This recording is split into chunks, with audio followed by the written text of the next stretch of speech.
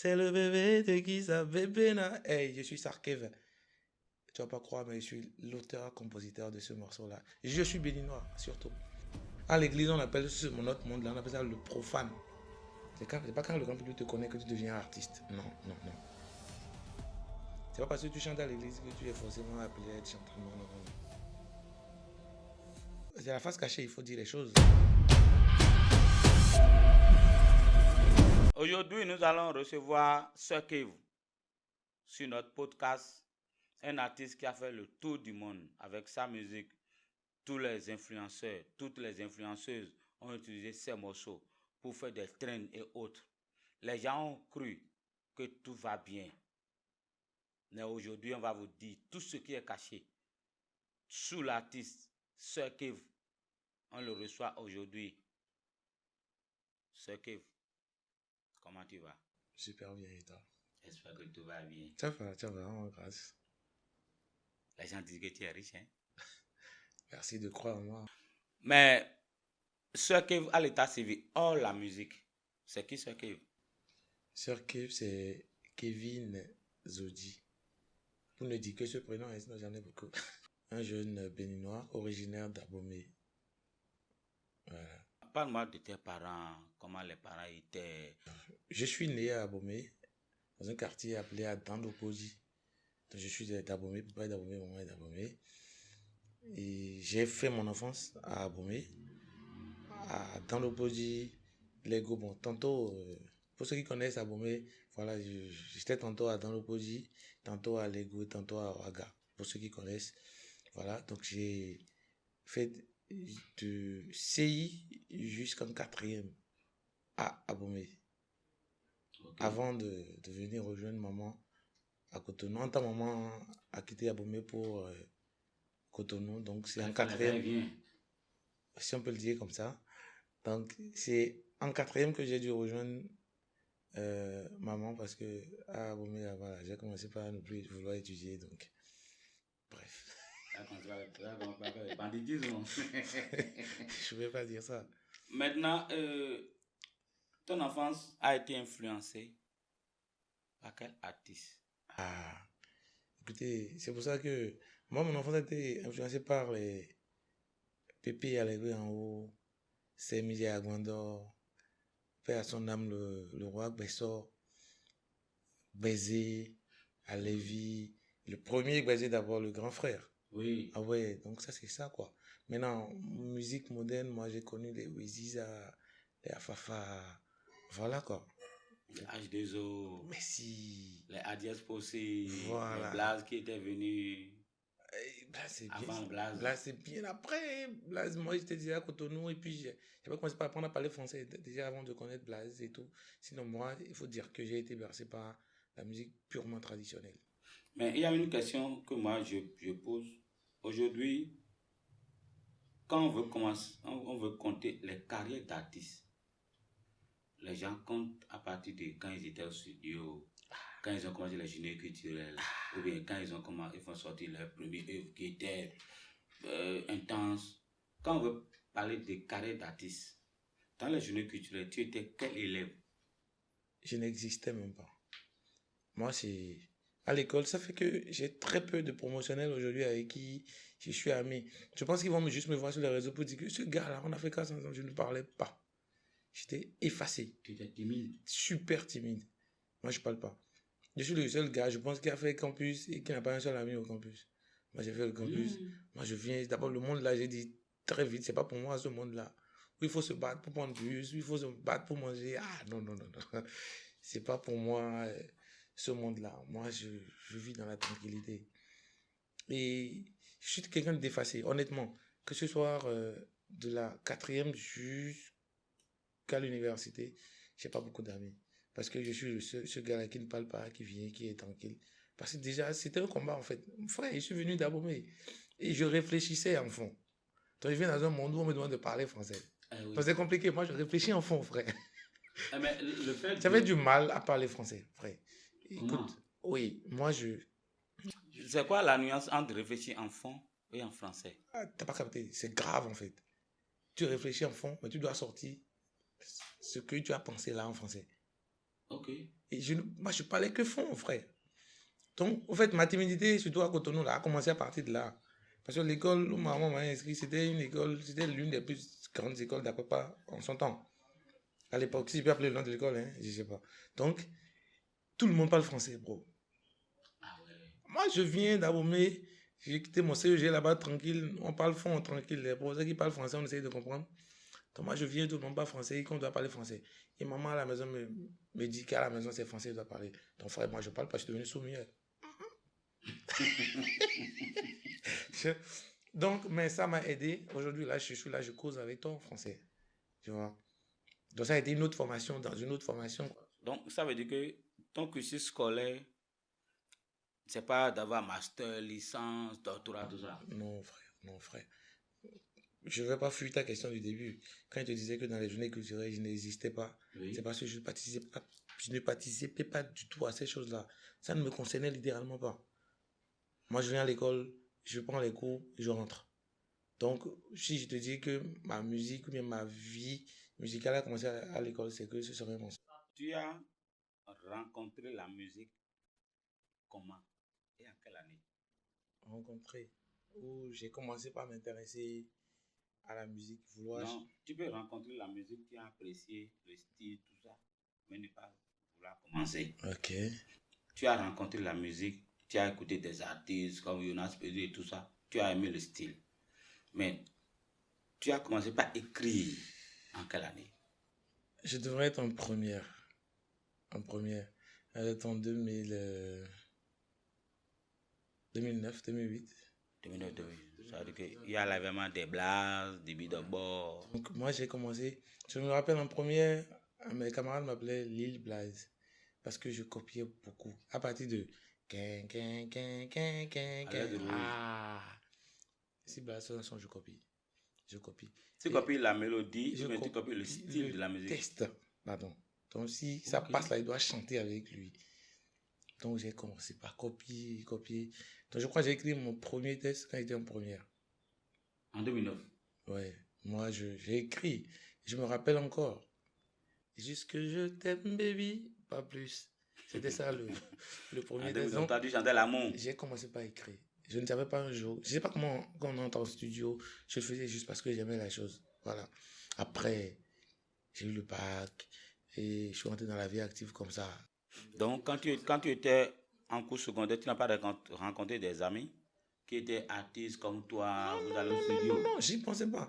J'aimais la musique, je commençais pas à aimer la musique. Mais il faut dire que dans ma famille paternelle, tout ce qui est... Par exemple, tu connais le zenli traditionnel. Oui. Quand tu vas à Bomé, tu dis famille Zodi, là, c'est le travail. Donc, il faut dire que quelque part, il y a cette culture-là. Oui. Il faut dire, quand quelqu'un le dit, c'est sanguinaire. C'est sanguinaire. C'est génétique, donc, mais c'est gants, comme on le dit chez moi. Oui. Ah, pardon, mais personne ne peut me dire c'est gants, bon, tout le monde c'est gants. Mais pas jusqu'au point où je serais artiste, non. Parce que je suis trop timide pour ça. En tout cas, c'est ce que je pensais. Moi, j'ai rencontré la musique réellement à l'église. Parce qu'à un moment donné, j'ai commencé par aller à l'église. Après, je veux dire, après la première, je fréquentais juste une cellule de prière pour la petite histoire. C'est pas femme qui t'a amené à l'église? Non, pas du tout. C'est quelle église évangélique? C'était évangélique. Ok. Et on avait juste une cellule de prière. Oui. L'église mère était à Cotomin. Donc, nous on fait les cellules de prière en semaine. Et les dimanches, il y a un bus qui venait nous chercher pour nous amener à l'église mère à Godomé où on faisait le culte. Ok. Maintenant, d'accord, pour Godomé, il fallait chanter chaque fois dans le bus. C'était pas moi qui chantais, non. Les autres il y a un gars qui était lead principal. C'est lui qui dirigeait la louange d'Akpapa jusqu'à Godomé. Donc, chaque fois, il chante. Moi, j'étais fort pour les chœurs, pour les rythmiques et tout ça. Donc, un jour, il est allé... C'est comme s'il est allé se mettre bien un samedi soir. Et le dimanche, là, il ne pouvait pas chanter. Donc, on était là. Ah, il a commencé le répertoire. Honnêtement, il faut dire que c'était le même répertoire. Donc, si tu aimes un peu la musique et tu fais un mois avec nous, tu connais le répertoire par cœur. Oui. Donc, il a commencé à chanter. Sa voix était totalement cassée. Et au moment où il n'en pouvait plus, là, c'est moi, il touche, il dit. Ça veut dire que tout le temps que j'ai fait avec lui là, quand je faisais le chœur avec lui, il savait que Il ce est gars-là, attentif. il peut Il peut assurer le faire, oui. mes arrières. Et le jour là, j'ai pris comme ça parce que je connaissais le répertoire, j'ai déroulé le répertoire du début jusqu'à la fin. C'est le jour là, tout le monde a commencé à apprécier. Ah ouais, ah Kev, tu chantes bien. Et maintenant, en cellule de prière, en semaine, on me demandait de chanter. Quand il n'est pas là. Quand il n'est pas là, on me dit, il faut diriger la louange. Il faut diriger la louange. Donc, j'ai commencé par prendre confiance un peu. Ok. Après, j'ai changé d'église et tout de suite, je me suis intéressé au groupe musical. Ok. Moi, mon histoire avec la musique, c'est pas que je chante depuis le ventre de ma maman, non. J'ai appris à avoir confiance en moi. Tu viens d'essayer des artistes qui disent ça. Je n'ai jamais dit ça. Il y a des questions qui viennent me dire que toi aussi, tu as commencé la musique depuis le ventre de ta maman. On dit quand maman était enceinte, je chantais. Ah non, moi, je ne chantais pas. Enfin, je ne sais pas ce que je faisais, je n'étais pas là. Donc, quand j'ai changé d'église, me voici dans une église qui n'était pas loin de ma maison. Okay. Et il y avait un groupe musical très dense. Ah! Et quand les gars ils jouaient là, franchement. C'était toujours une église évangélique? Toujours. Ok. Et je me suis intéressé au groupe musical. Ah, le règle là, frère. Avant, quand tu rentres dans le groupe musical, tu es derrière pendant 6 mois. Tu es derrière pendant 6 mois. Okay. Après 6 mois, on commence pas à te voir avec le groupe, on voit devant là. On commence à te voir avec le groupe. Tu n'as pas le micro. Okay. Maintenant, si tu progresses, après 1 an, on peut te voir maintenant avec 2 personnes pour faire le chœur devant un micro. Ok. Et donc, c'est les étapes. Oui. Et 1 an après, c'est dans le règlement du groupe. Okay. Et 1 an après, maintenant, si tu progresses, on peut te laisser un micro pour faire le chœur. C'est-à-dire qu'on valorise toi seul ta voix. Oui. Et tu fais le chœur. Mais est-ce que ça, vous faites ça déjà dans les répétitions et autres, dans les églises? Ou bien c'est un dimanche, on te prend seulement de faire ça? Quand tu intègres un groupe musical, le maître te suit. Ok. Il te suit, c'est progressivement en fait. Vous faites des exercices et tout. Si tu progresses, d'accord. Maintenant, les règles sont les règles. Okay. Maintenant, c'est après 1 an, 6 mois.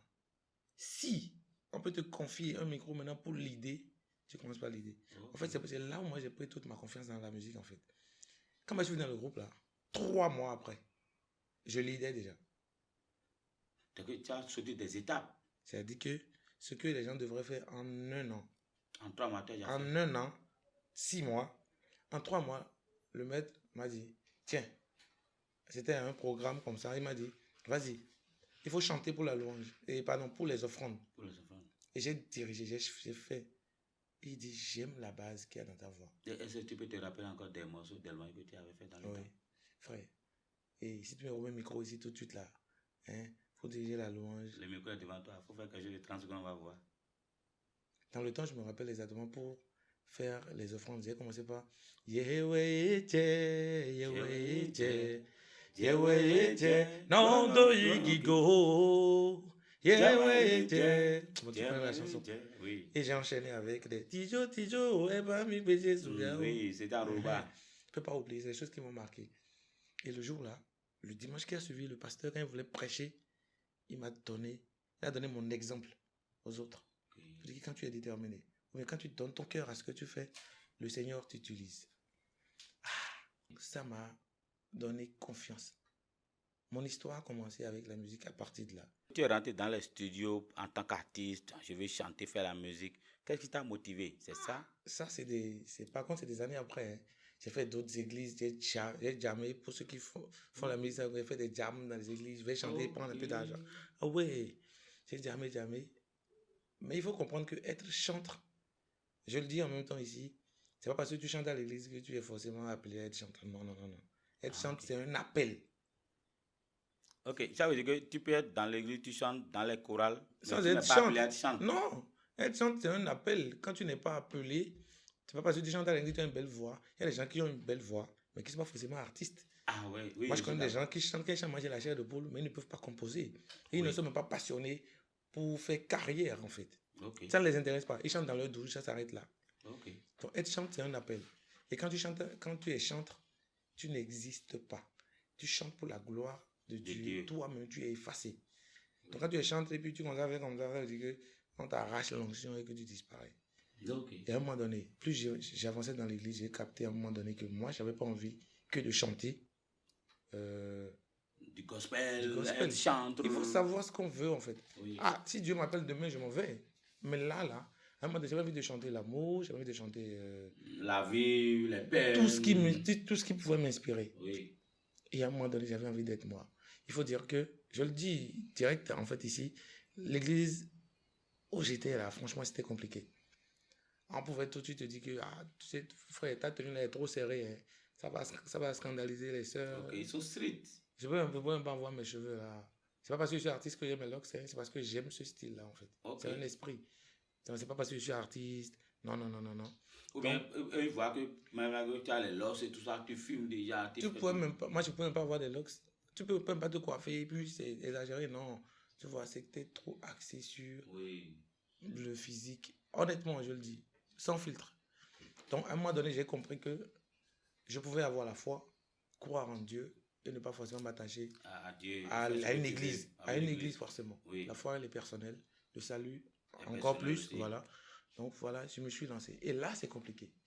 Je ne vais pas attendre que tu poses la question parce que quand tu quittes l'église pour ce qu'on appelle en greffe le monde, c'est compliqué parce que moi, je n'ai pas d'attache justement dans le monde. Les gens disent que quand tu quittes l'église et que tu viens dans le monde, tu vas forniquer, tu vas faire beaucoup de choses qui vont t'amener à quitter la voie de Dieu et tout ça. Est-ce que c'est vrai ou c'est faux? Est-ce que toi, dans tout ce que tu as comme expérience, tu as quitté l'église, mais est-ce que tu as quitté Dieu? Merci, j'adore la question. Est-ce que quitter l'église voudra dire qu'on va quitter Dieu? Déjà, c'est pas parce que tu vas à l'église que tu es attaché à Dieu. Non, je suis désolé. Okay. C'est pas parce que tu vas à l'église que tu es attaché à Dieu. Il y a des gens qui vont à l'église, mais qui sont plus loin de Dieu que celui qui est même féticheur. Mais si tu dis que s'ils sont loin de Dieu, ça veut dire que tu es en train de les juger, mais Dieu. Je ne juge personne, frère. Ok. J'ai eu mes expériences personnelles. On est d'accord? Et j'ai compris que c'est pas parce que tu vas à l'église que forcément tu as une bonne connexion avec Dieu. Ok. On est d'accord? Oui. Ok, super. On va pas en dire plus. Mais tu es venu dans la musique, dans le truc de christianisme, évangile, tout ça. Le premier jour que tu as été au studio, le morceau que tu avais fait, ça n'a pas cartonné. Non, frère, c'était compliqué. Est-ce que ça t'a amené un jour à douter de ta performance, bien c'est pas j'ai quitté l'église que ça n'a pas marché? Jamais. J'avais besoin, et je continue de vivre ça parce que je ne connais pas le milieu. Je connais personne dans le milieu. À l'église, on appelle notre monde-là, on appelle ça le profane. C'est le monde du profane. C'est le monde de tout ce qui est bizarre, tout ce qui est mal. Oui. On est d'accord? Oui. Donc, moi, je n'avais pas d'attache dans ce milieu-là. Donc, je saute de là-bas et je tombe ici. Donc, à l'église, on dit le frère là, il a perdu son premier amour. Genre, il a rechuté, il est devenu païen. Oui, avec païen en même temps. Ah, ok. Donc là-bas, quand tu vas plus à l'église, c'est fini, tu es devenu païen en même temps. Maintenant, ici, il faut que je reparte à zéro, que j'apprenne. À l'église, les instrumentistes jouent, je chante. Ici, il faut découvrir le studio, comment ça se passe. Je connaissais aucun beatmaker. Je ne sais même pas comment ça se passe.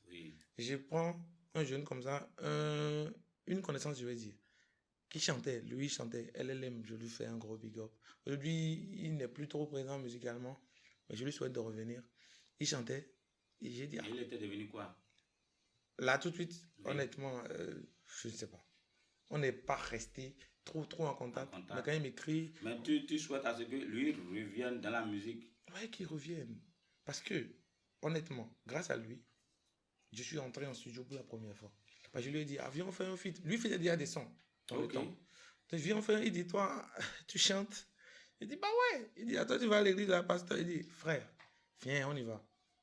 Mais j'avoue que, en studio, malgré que je chantais à l'église, là, c'était pas la joie. Je ne pouvais pas composer. Oui. Il m'a invité sur un projet à lui. Le titre, c'est D.O.V., c'est sur YouTube. Et puis, il m'a expliqué. Je savais que j'ai une performance vocale que je peux faire valoir, mais ce n'est pas suffisant. Il faut composer. Oui. Il faut rentrer dans l'esprit de la chanson, il faut composer. Oui, je suis d'accord. Donc, j'ai fait l'expérience pour la première fois au studio avec lui. Et que ce soit lui ou le beatmaker, ils m'ont aidé. Et puis, j'ai déposé mon couplet. Et c'était le premier morceau. C'est un morceau à lui, mais c'était le premier morceau. Mais ça n'a pas suffi pour me donner confiance en moi. J'ai appelé un autre frère qui ne chante. Il faisait chez lui. Ok. mais il n'a pas encore fait de projet officiel. de Je projet l'ai officiel, invité. tout ça, Viens, ouais. on fait un son encore. Toujours, c'était pour me redonner confiance. Et là où l'autre m'a amené, c'est là, je l'ai amené lui. Et Ok. là où quelqu'un m'a amené, moi j'ai amené quelqu'un d'autre. Jamais Et quelqu'un on a dit- fait un son. Et ce n'est qu'après ça que je me suis dit, bon, je peux faire un projet officiel.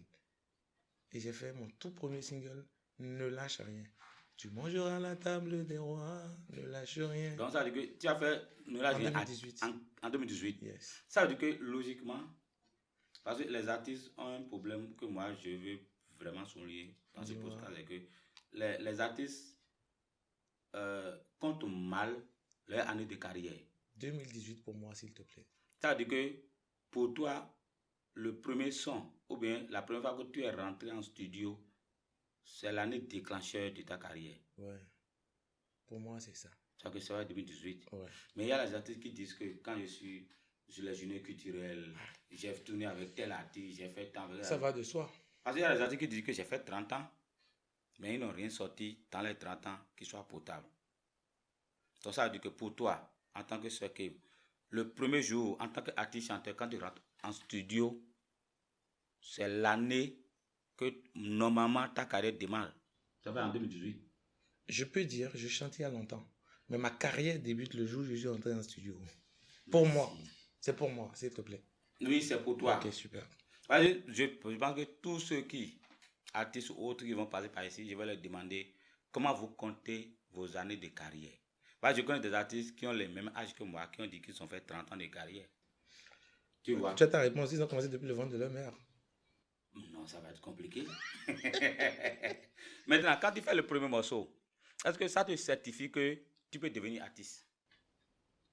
Déjà, il faut dire que, qu'est-ce que vous appelez devenir artiste? Le grand public te connaît.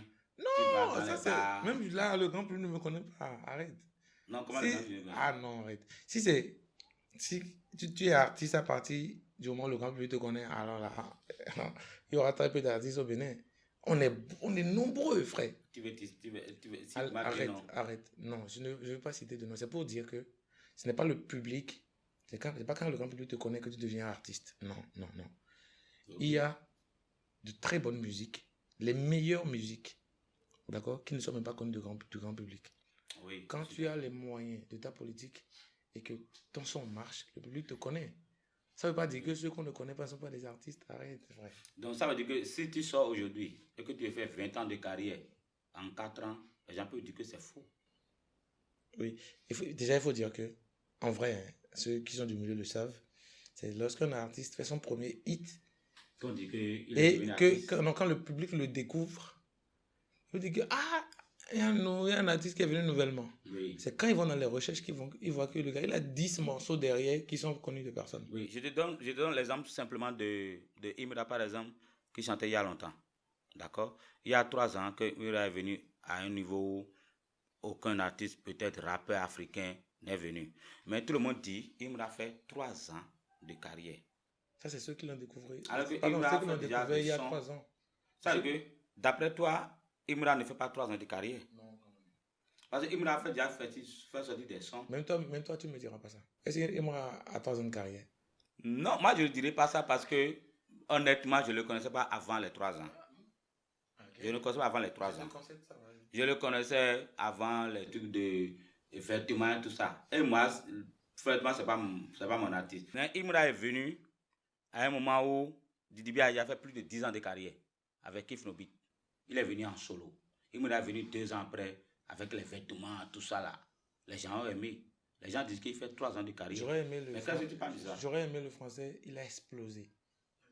Il a explosé tel nombre d'années après. Sinon, même Didi B, c'est qu'il y a longtemps qu'il est là, qu'il est en train de grouiller, que ça ne passe pas. Ça veut dire que toi, après le premier morceau que tu avais fait, personne ne te connaît. Deuxième morceau, personne ne te connaît. Pardon, il y a ma famille qui me connaissait, il y a mes amis qui me connaissaient. Mais à partir de quel morceau le grand public te reconnaît? Maintenant, le problème, il est là pour moi. Ok. Le grand public connaît ma chanson, mais ne me connaît pas. Quelle chanson tu peux miser et dire que le grand public connaît? Pardon, pas que le grand public. Le monde français, tout le monde français connaît cette chanson. Bébé na bébé, c'est le bébé de qui ça? Oui, voilà, ce morceau, ça a amené beaucoup de problèmes. Mais on ne me connaît pas. On ne peut pas m'attribuer la chanson. Voilà. C'est pas qu'on ne te connaît pas, mais ce morceau, je pense que on va notifier, on va ranger ça dans les morceaux révélateurs. D'accord? Parce qu'on dit chaque artiste, si chaque artiste va percer, il y a un morceau révélateur. Il y avait combien de morceaux avant que tu n'exploses? Est-ce que j'ai explosé? Oui, Le bébé, morceau, bébé, tout le monde connaît. le morceau a voyagé et il a décidé de partir sans moi, sans mon visage en fait. Ah, le morceau est parti Sans moi. sans toi. Ouais. Mais c'est la faute de qui?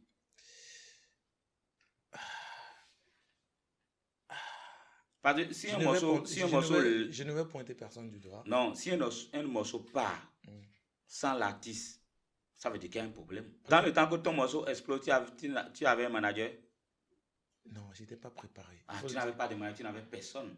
Tu sais, c'est la face cachée, il faut dire les choses que le public ne connaît pas. Dis-moi les choses très claires. Il faut dire que avant, c'est le bébé de qui ça là. Je sortais mes projets comme ça. Je les poussais, j'apprends qu'est-ce qu'il faut faire. On dit il faut contacter telle personne. Tu sais que quand il y a sur Facebook, quand il y a sur Facebook quelqu'un qui a un peu d'audience, il faut contacter tel média, il faut. Et puis, j'ai toujours été en autoproduction jusque-là. J'ai jamais fait l'expérience d'une production. Okay. Donc, je fais mes choses avec les moyens de bord. Il faut le dire comme ça. Okay. Maintenant, il faut que les gens comprennent que l'artiste, là, c'est une image qu'il faut défendre. Okay. Donc, on fait la politique de nos moyens. En tout cas, moi, personnellement, je parle de moi. Oui, je fais la politique de mes moyens. Je me bats pour faire le son en studio, ça sort. Si je peux faire le clip, tu fais le clip j'essaie de faire le clip comme je peux. Merci pour la précision. Oui. Je fais le clip. Parce que parfois, le réalo, il écrit le script, tu dis, ah, je ne peux pas. Enlevant telle chose. J'étais énervé pour le clip de bébé là. Continue. Donc, comprenez que je faisais les choses, j'apprenais sur le tas. Tu connais, c'est la face cachée aussi, tu connais le daron. Oui. Le daron, il a dit, écoute, j'ai envie de te manager. Il faut dire, ça c'est le point positif, ma famille adore ce que je fais. Ça n'a pas commencé au début. Au début, on dit que non, là, il y a une policier là, il est là, on ne jamais. C'est là où moi je me sens à l'aise, là, c'est ça. Okay. Donc ce n'est qu'après mon premier single solo, là, que moi, mes parents ont dit, ce que tu fais là, c'est bon. Maman a dit, ce clip-là, je vais sponsoriser. En fait, je vais t'aider avec le clip-là. C'est là que ça a commencé pour réellement. Le vieux a dit, moi, j'ai envie d'apprendre. Je veux te manager. Et honnêtement, il faut dire que j'ai toujours voulu que mon manager soit quelqu'un qui se propose lui-même. Mais pourquoi tu le dis ça? Parce que si c'est pas principe. Propose... Écoute, si tu me demandes, Kev, viens, je te manage. Ce que tu fais là, on peut améliorer ça. T'as dit, on va changer ça. Je te propose ci, je te propose ça. Ça veut dire que tu as la vision, tu vois un truc comme moi. Mais si parce que moi, je vois que c'est Samba là, il a un peu de visibilité. Viens me manager, bon. De toute façon, tu vas te donner. La manière dont tu vas te donner, si tu étais venu par toi-même parce que tu crois en moi, ne serait jamais pareil. Oui, comme si... En fait, n'importe quelle personne, là, je suis tout de suite quelqu'un qui dit, écoute, viens, je vais te produire, que le contrat est bon. Frère, je vais faire l'expérience. Parce que ça veut dire que l'intéressé a vu quelque chose en moi. Mais là où tu es en tant qu'artiste, si quelqu'un vient, la personne dit, je mets 50 millions sur toi, sur 2 ans, en tant qu'artiste, avec tout ce que tu as déjà fait. Bébé est sorti, tout le monde entier a utilisé ça. Qu'est-ce que tu peux dire à la personne? Qu'est-ce que je peux dire? Comment? Oui, pour convaincre la personne qui veut dépenser sur toi. Convaincre. Oui. Heureusement que nous ne sommes pas au début. Nous avons des projets qui sont là. Il y a des maquettes qui sont là, qui ne sont pas encore sorties. Donc la personne a eu le temps de voir ce qui a été déjà fait. Oui. Maintenant, à moi de demander à la personne. Si la personne veut qu'on continue dans la même direction artistique, let's go. En fait, je te dis un truc vite fait là. L'astuce dont j'ai besoin tout de suite là, que quelqu'un me prenne et me dise, écoute, je veux que toi, tu ne penses qu'à la musique. Le reste, je gère. Et je vais répondre, justement. Ta question se pose. Moi, je n'ai pas de réponse à cette question. Moi, je pense que c'est possible. Parce que parfois, quand tu dois penser à ça, tu vas chercher l'argent, tu viens. À la seconde où tu as l'inspiration, tu n'as pas le studio dans lequel tu vas rentrer pour pondre là. Au moins, tu vas chercher l'argent et tu reviens. Peut-être que l'inspiration n'est plus la même, en fait. Beaucoup de choses. Mais je pense que c'est possible au Bénin. Mais les artistes béninois, grand âge, les gens disent que c'est les ingrats. Tu penses quoi de ça? Chacun se connaît. Non, pas reçu les mêmes. C'est une question d'éducation d'abord. Aujourd'hui, C'est parce que toi, tu as fait avec un ingrat que nous sommes tous des ingrats. oui, moi j'ai eu affaire avec des ingrats. Ceux qui ont travaillé avec moi, ceux avec qui moi j'ai mangé dans le même plat, ceux qui m'ont donné de l'eau à boire, je ne vais jamais parler mal d'eux quelque part, même en public. Je vais parler d'eux avec des amis, mais jamais en grand public. Bon. On a un point en commun. Parce que c'est un principe. C'est des personnes qui t'ont aidé à un moment donné à évoluer. Tu vois? Moi, j'ai mes principes de vie. En tant que producteur, j'ai des principes de vie. Mais toi, si quelqu'un dit, c'est qu'aujourd'hui je te connais, je ne t'ai jamais vu, j'ai écouté le morceau, je t'ai vu, je veux te voir aujourd'hui sur le plan international. Toi, tu proposes quoi, producteur, en tant qu'artiste? Ça va paraître bizarre, hein? Mais comme je dis, c'est la seule chose que je veux demander à un producteur, là, tout de suite, là. D'accord? Qu'il me facilite la vie, ma vie d'artiste, et que je ne pense, moi, qu'à la musique. Mais pour penser à la musique pour un artiste, Ouais. d'après toi, c'est quoi? C'est-à-dire déjà que il faut mettre l'artiste dans les conditions. D'accord?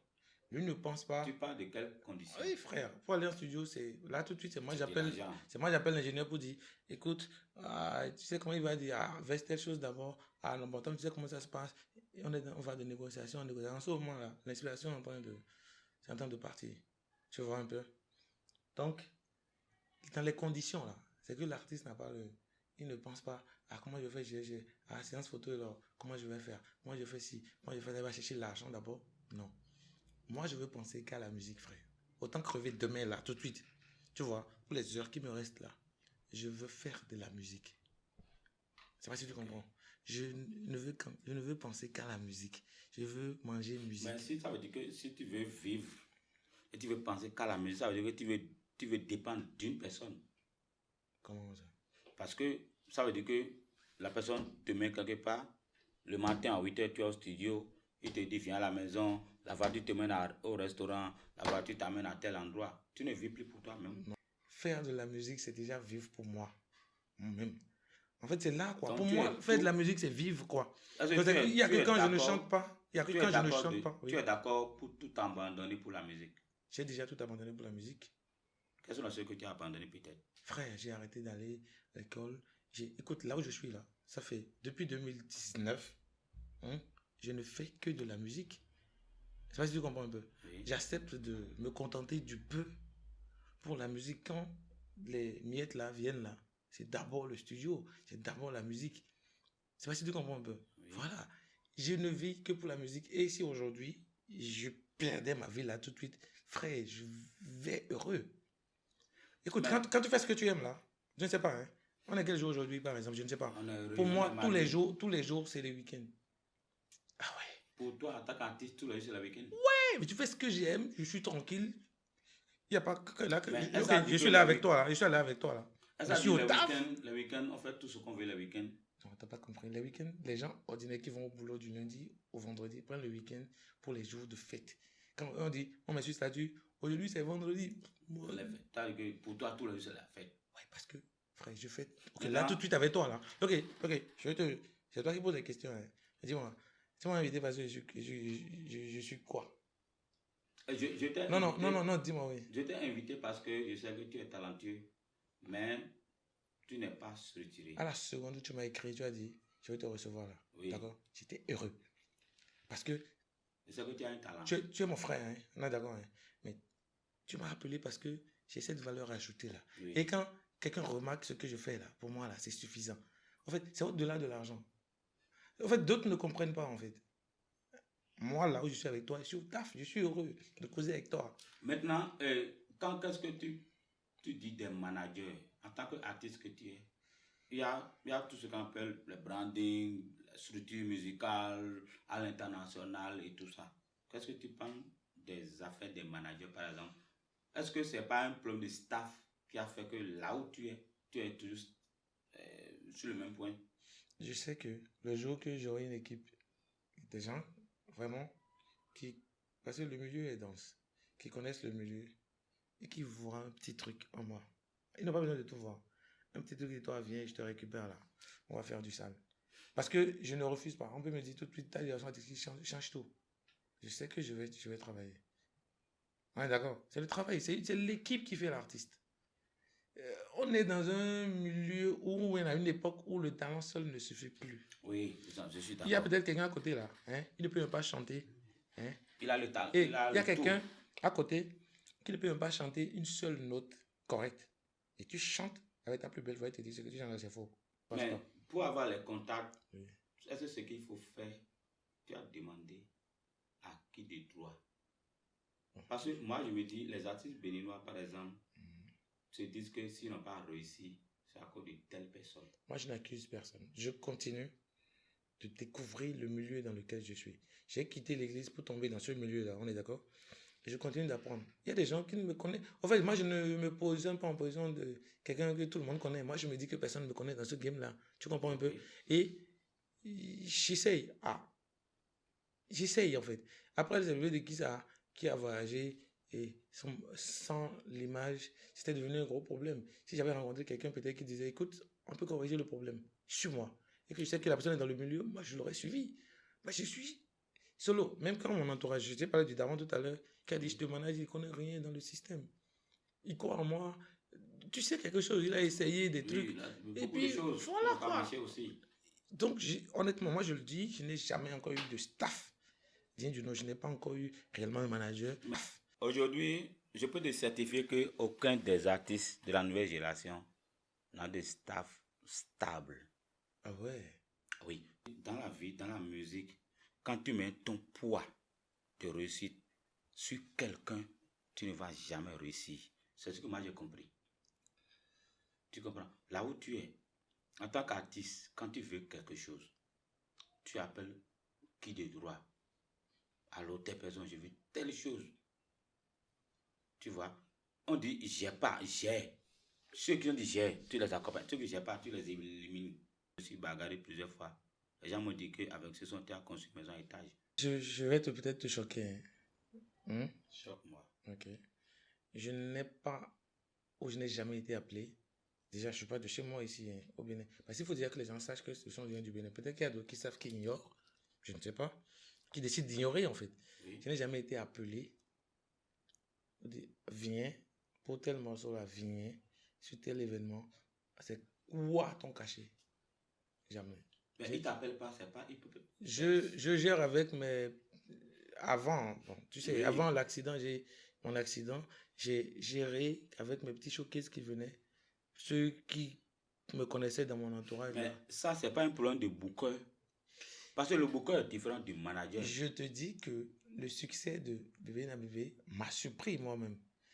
Je continuais d'apprendre comme ça. Maintenant. Et bim, je ne savais même pas utiliser TikTok. Si tu vas remarquer, le premier challenge a été posté du moins sur le compte de La Chichi. Oui. Parce que j'ai fait ma vidéo, le son n'était pas audible et il a dit, écoutez, si le permission l'a contacté dans le temps pour la promo, il dit, si l'artiste permet, je fais la première vidéo sur mon compte. Je crois que c'est 2 ans après que j'ai compris le français, s'il permet. Donc, le jour là, moi, il disait, mais vas-y, tranquille.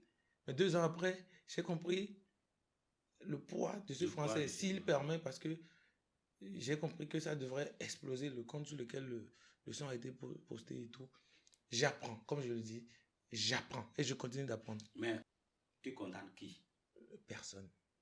J'ai dit, je suis sur mon chemin et j'apprends.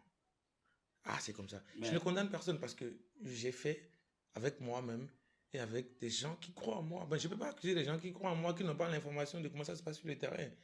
Eux-mêmes, ils croient juste en moi. Ah, mon gars, tu chantes bien. Et ils m'accompagnent.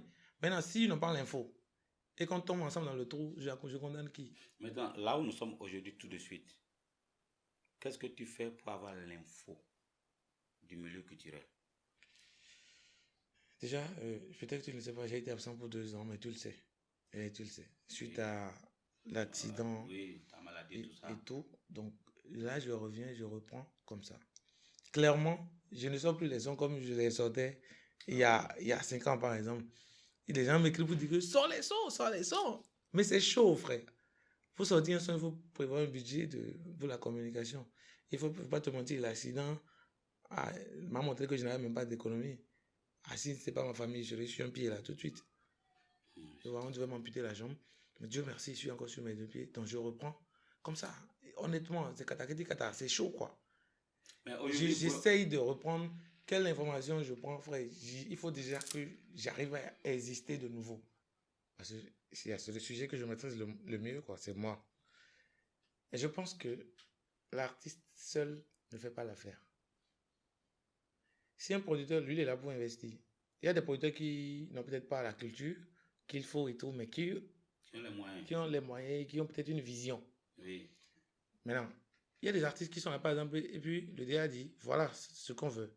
On va sur tel univers, on va sur tel... Un artiste, c'est pas une seule personne. L'artiste, c'est comme on dirait une société, une entreprise. Voilà. Et puis, il y a l'entourage qui influence forcément. Tu parles de l'entourage, tu parles de qui? Déjà, c'est pour ça que tout à l'heure, je disais, il y a l'entourage immédiat de l'artiste et il y a l'équipe après. L'équipe, c'est avec qui l'artiste travaille. C'est surtout qui donne une direction à la carrière de l'artiste, pardon. C'est surtout qui dit, écoutez, ce mois, on va faire ci. On va faire ci, on dit à l'artiste que, en ce moment, l'artiste devient un instrument. Oui. On lui dit, même pour une photo, on dit, voilà la posture que tu dois prendre, voilà le regard qu'on veut. Oui. Voilà. Maintenant, tu veux reprocher quoi à un artiste qui est seul, il va chercher son argent, il dit, allô, les photographes, on se voit demain pour faire une photo. Le photographe dit que, prends les vraies poses, non? Et il cherche dans sa tête. En vrai. L'entourage immédiat, là, c'est qui? C'est moi, c'est mon problème. L'artiste vit quelque part. Il côtoie des gens. C'est pour ça qu'il faut choisir son entourage. On va choisir son entourage à base de quoi? Arrête. Comment? On parlait de principe au départ, par exemple. Parce que ok, dis-moi, tu es ami avec tous ceux avec qui tu as fréquenté? Je te pose la question parce que les gens disent que l'entourage immédiat, déjà, c'est la femme qu'on a. Heureusement, je suis célibataire. Si l'artiste... J'anticipe sur la question. Ça veut dire que si l'artiste a un entourage immédiat, oui, qui est la femme que l'artiste a, les enfants que l'artiste a, son frère, est-ce que pour évoluer, il faut dissocier tout ça pour avancer seul? Ou bien il faut faire avec ce qu'on a? C'est là qu'intervient en fait la maison. Imagine, ok, il y a des artistes pour enregistrer un album là, leur maison de production les délocalise. Pour aller en Europe, aux États-Unis, partout. Bon, ok, je suppose que je suis à Cotonou. On m'enlève de Cotonou pour aller enregistrer mon album à Lomé. Oui. Genre, on prend l'appart, on me déplace, mon ingé son et moi. C'est pour que les vécus du quotidien n'aient pas d'influence en fait sur le travail. C'est une œuvre d'esprit. Mais est-ce que dans ce cas... Imagine, tu quittes la maison, tu as de te disputer avec ta femme, c'est chaud, elle veut divorcer. Et on te dit au studio, le son qu'on vient enregistrer, tu dois dire, mon amour, je t'aime, je vais renouveler mes vœux, mais ta femme vient te menacer pour le divorce. Mais ça veut dire que, je te donne des exemples. Si tu quittes Cotonou, par exemple, pour Abomey, pour une semaine, pour enregistrer peut-être 3-4 morceaux, tu éteins ton portable pour que ta femme ne t'appelle pas, ou bien tu fais avec les appels de ta femme. Je peux te dire quelque chose. Un artiste qui est sous production, là, d'accord? En ce moment-là, il n'a pas le choix. Hein. Si le producteur, connaissant son artiste, dit que tu dois te dépasser de ton téléphone, ben il se dépasse de son téléphone. On le met dans les conditions de travail. Mais l'artiste qui lui-même a décidé de faire comme ça, s'il n'est pas discipliné, il fait de son séjour à Abomey, il fait payer parce qu'il a son argent, il est à Abomey, il dit à l'ingé son, il est 17h, allons, mais il est 22h, ferme le PC, allons boire un coup quelque part. Mais quand c'est le producteur qui demande là, ah, tu es fatigué, tu vas dormir. Hein. Ils savent à quel moment il faut t'amener dehors pour prendre un coup en fait. C'est toute une organisation. Moi, je crois que les artistes, autant que vous êtes, vous devez savoir choisir vos femmes. C'est que après tout ce qu'on a eu pour ton morceau, bébé, tout ça, on a vu que tu as fait un accident. Les gens ont dit, tu es rentré dans tu as fait le truc de vaudou pour que le son marche. Les gens disent que tu es allé voir un féticheur. Attends, tu en dis quoi? Si j'avais trouvé ce chemin, je serais plus piéton. Ouais. J'ai une information. Donc, tu n'as pas fait d'accident, c'est ça? J'ai fait un accident. Je dis, s'il y avait trouvé le chemin où on dit, et je suis devenu sectaire, j'ai fait des choses pour que le son marche. À quel moment j'ai choisi l'option où il faut que le son voyage sans moi? L'accident est grave. Comment? Quand tu mesures 1 sur 10. 9,50. Sur 10? Ouais. Pour ne pas dire 10 sur 10. Tu vis encore? Je suis un miraculé. Explique-moi. Un soir, comme ça, je quitte le campus. J'étais à une petite réunion avec des collègues, à savoir Brésil Junior par exemple, je me permets de le citer, tu verras pourquoi plus tard. Et puis on a fini sur le campus, je lui ai dit, il faut que moi je rentre. Brésil Junior a dit, attends, on va partir ensemble comme tu vas sur Calavi, je vais voir quelqu'un au niveau du terrain de basket. Il a dit, frère, je ne peux plus attendre. Et il a dit, ok, tout à l'heure. Et on s'est checké comme ça, et puis moi je pars. 40 minutes après, je me réveille. Bon. Et j'étais sur le goudron, devant le campus, non loin d'une morgue. Là. Il y a une morgue qui est en face. Ah oui. Et j'étais couché, il y avait une cinquantaine, sinon une centaine de personnes autour de moi. Et j'entends, ils font. Et puis quand j'ouvre les yeux comme ça, j'entends, Kev, reste tranquille. Et qui c'était Brésil Junior. C'est-à-dire qu'il a eu le temps de finir ce qu'il devait faire sur le campus. Il est venu, il a marché, il est venu, il partait quand il a vu les gens autour. Et puis il a dit que c'est juste par curiosité. Il regardait et de loin qu'il voyait que la tenue que celui qui est parti a porté, ça ressemble à la tenue de Kev tout à l'heure. Et par curiosité, il vient et il dit, ah, attendez, je le connais. Celui qui a récupéré mon téléphone, l'argent que j'avais dans ma poche, c'est lui qui il a dit, je le connais. Et il a envoyé l'information chez moi à la maison. Quelqu'un a appelé mon téléphone, il a décroché, il a passé l'info. Il a attendu juste à ce que les sapeurs ne viennent. Donc, comme monsieur, il paraît que je venais de faire une quarantaine de minutes par terre là. Frère, moi, j'étais off. Même aujourd'hui, si tu racontes mon accident, c'est que je mens. Je ne sais pas ce qui s'est passé. Je me souviens avoir traversé le trafic local, le premier, les 2 autoroutes, et il me restait le dernier trafic local. Oui. Et après, je me suis réveillé 40 minutes après. Et je ne sentais aucune douleur, je te dis. Donc j'entends pampi. Qu'est-ce qui se passe? Brésil Junior m'a dit rester tranquille, donc je suis tranquille par terre là. Donc, les sapeurs m'ont dit, monsieur, restez tranquille. Et ils sortent le bail là, qu'ils appellent à terre. On ramasse la jambe droite là. On a mis ça dedans. Ils ont fermé, ils m'ont soulevé. Donc c'est dans la voiture des sapeurs que je demande à Brésil Junior, c'est quoi? Tu as fait un accident. Donc tu n'avais rien senti. Je ne sens, jusque là, c'est à l'hôpital. Le médecin il vient, il dit, ça va? On m'a amené aux urgences. Ça va? Je dis, je vais très bien. Et il dit, c'est pas normal. Ah ouais.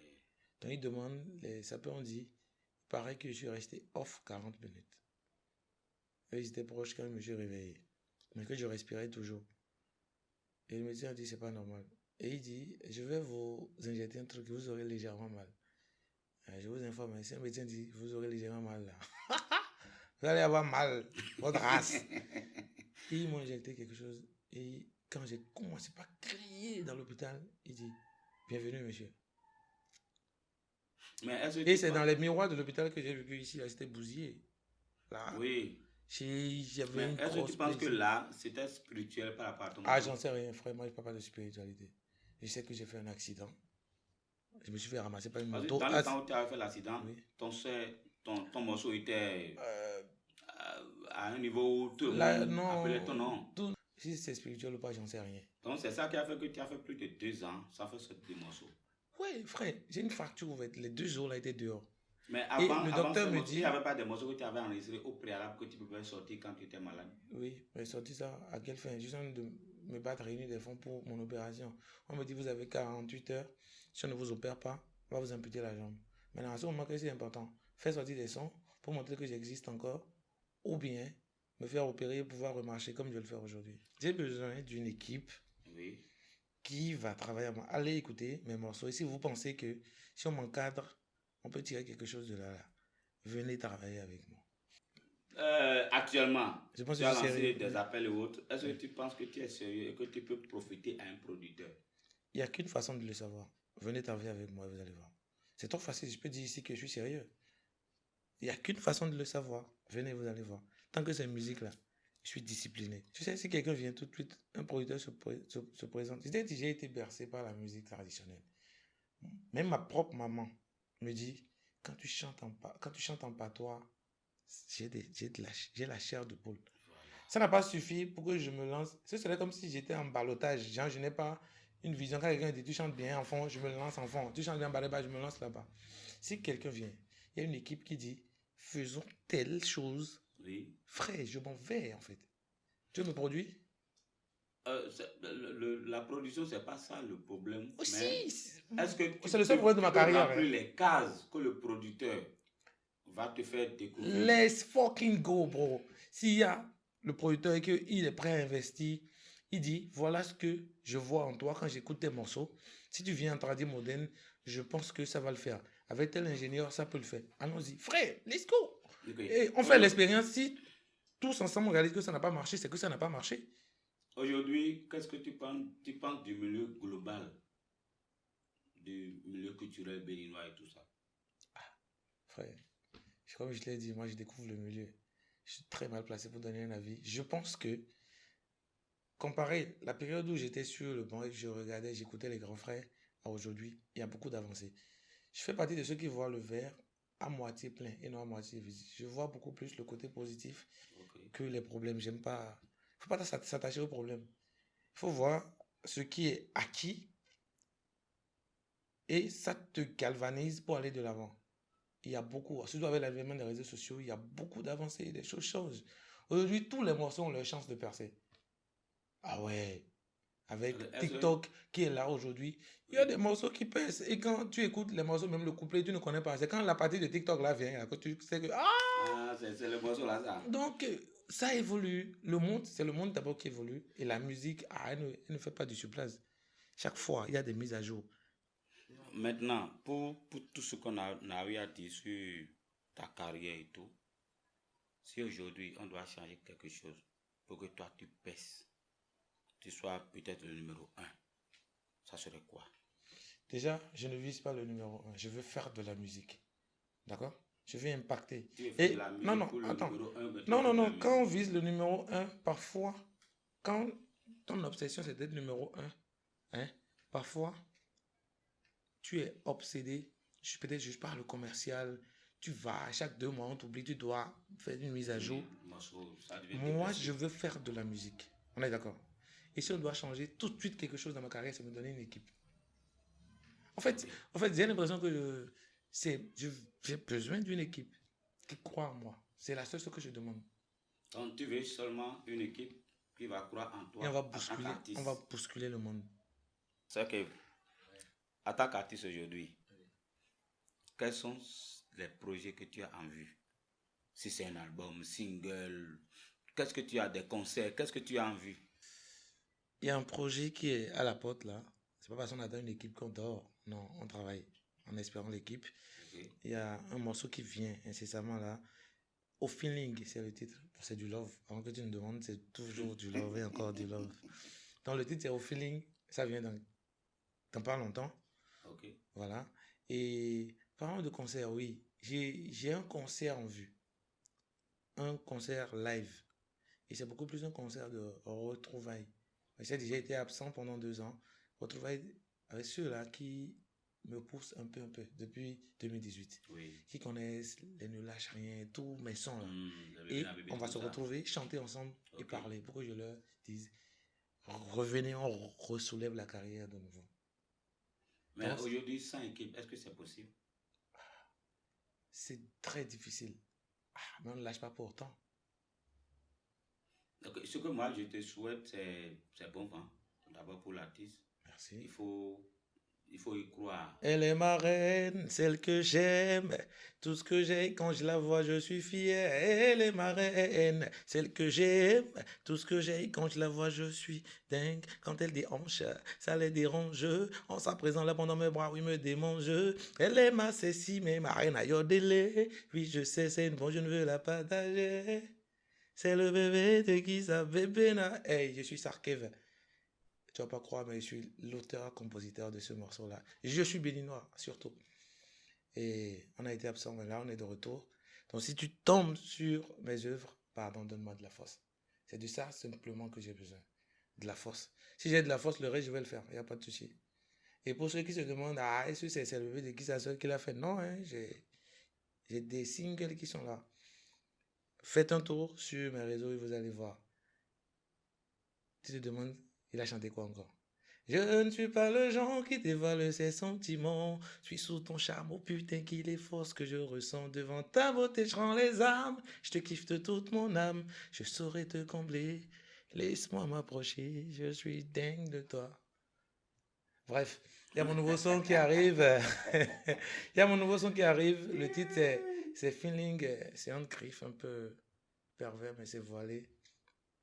Laisse-moi entrer ce soir dans ton délire, briser toutes les règles, ne respecter aucune. Laisse-moi te piloter, t'emporter, bébé. Je veux tout contrôler, t'enivrer, bébé. Je vais tout saccager, te malmener, t'emmener dans mon univers. Bref, toujours formel, mais pas ce soir. Sois informel pour cette fois. Laisse-moi t'emporter, t'enivrer. Bref, laisse-moi aller au feeling. C'était Sarkeva. You know what it is.